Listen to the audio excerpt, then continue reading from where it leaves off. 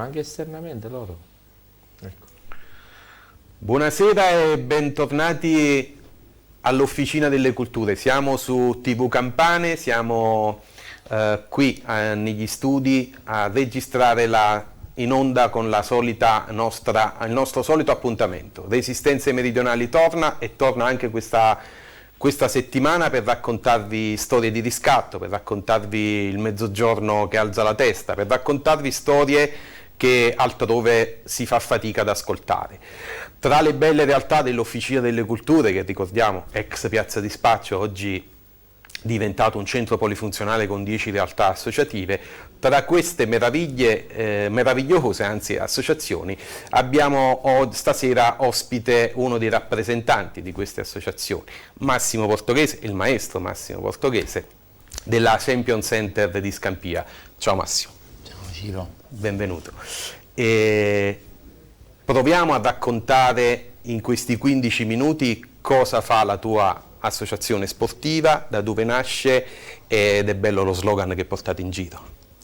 Intanto buonasera a tutti, io e la mia associazione siamo qua grazie a Ciro, grazie a te, anche perché avevamo difficoltà nell'allenare i ragazzi, quindi non sapevamo dove andare. Tu ci hai aperto le porte. Quando siamo venuto qua abbiamo trovato una struttura eccezionale dove alcune aree dovevano ampliarsi e noi piano piano ci siamo inseriti grazie a te, grazie a tutta l'organizzazione dell'Officina delle Culture. È un progetto che abbiamo creduto, siamo pian piano migliorati nell'infrastruttura, quindi migliorando i nostri spazi. Abbiamo fatto una palestra che i ragazzi la vivono giorno per giorno e questo ci permette di essere soddisfatti e di programmare non come prima eravamo un po' vagabondi nelle palestre, adesso invece abbiamo un'area tutta nostra. Lo slogan che portiamo è la Scampia che vince.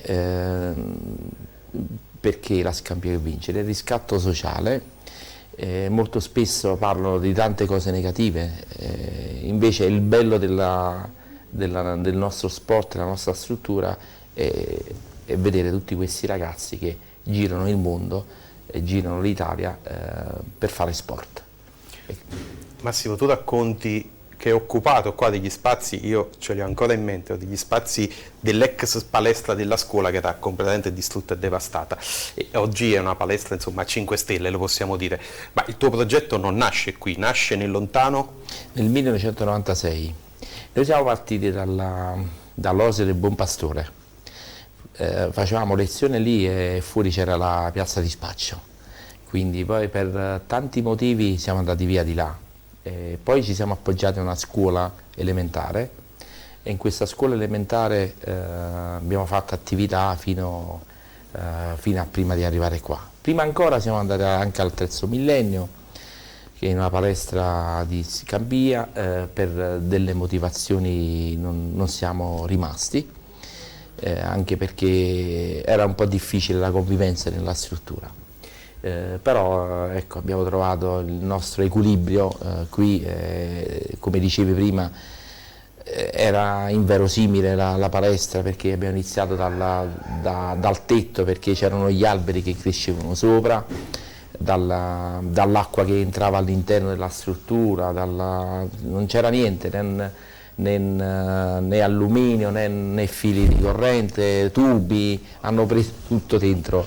Massimo, e quello che raccontiamo sempre è che noi ci siamo non solo conosciuti, ma ci siamo riconosciuti come realtà, ci siamo scelti e abbiamo cominciato un percorso insieme. No? Questo percorso ha una base comune, è quella di non aver ricevuto fondi pubblici per la ristrutturazione degli spazi. No? Oggi tu hai una palestra di tutto rispetto, insomma, e nel costruirla, nel ristrutturarla, non ti hanno aiutato le amministrazioni, giusto? Assolutamente no, abbiamo fatto tutto con le nostre mani, i genitori, la Fondazione Pavesi, gli allievi, abbiamo fatto tutto come del resto hai fatto anche tu con tutta l'organizzazione.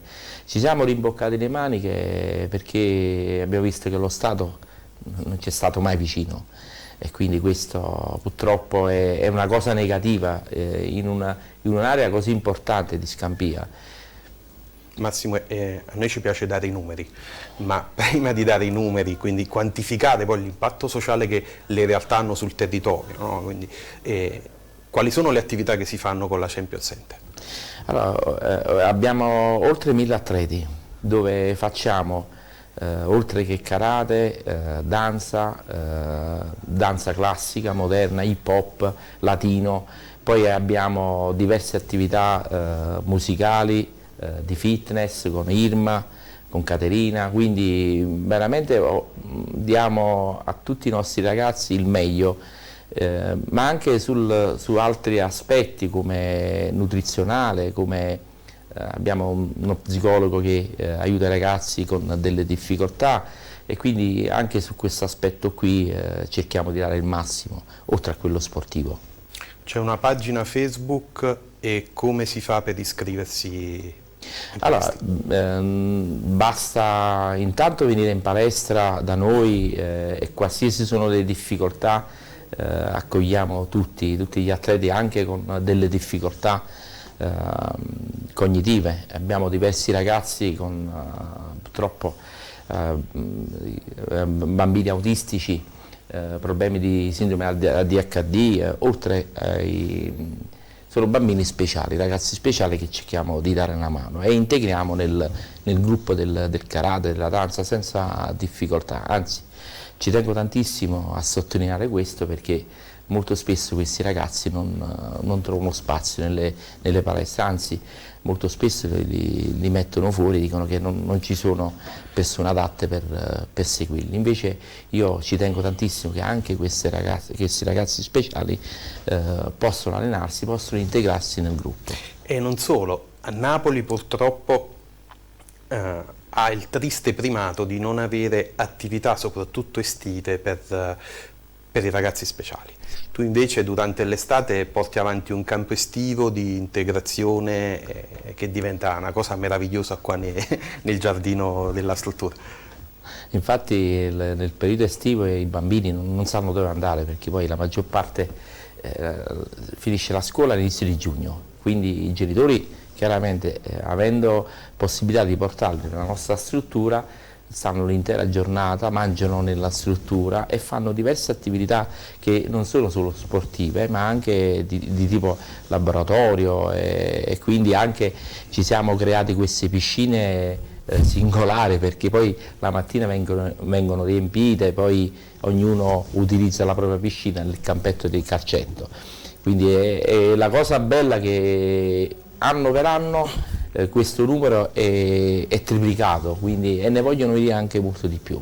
Alla volte mi sento anche in difficoltà perché non so come tenerli, io li vorrei tutti quanti, però oggettivamente abbiamo avuto delle difficoltà perché abbiamo avuto un afflusso di bambini enormi. A noi fa piacere, poi in un modo o nell'altro ci attiviamo sempre. Quest'anno ti porta anche mio figlio, insomma, intanto 5 anni può fare il campo estivo.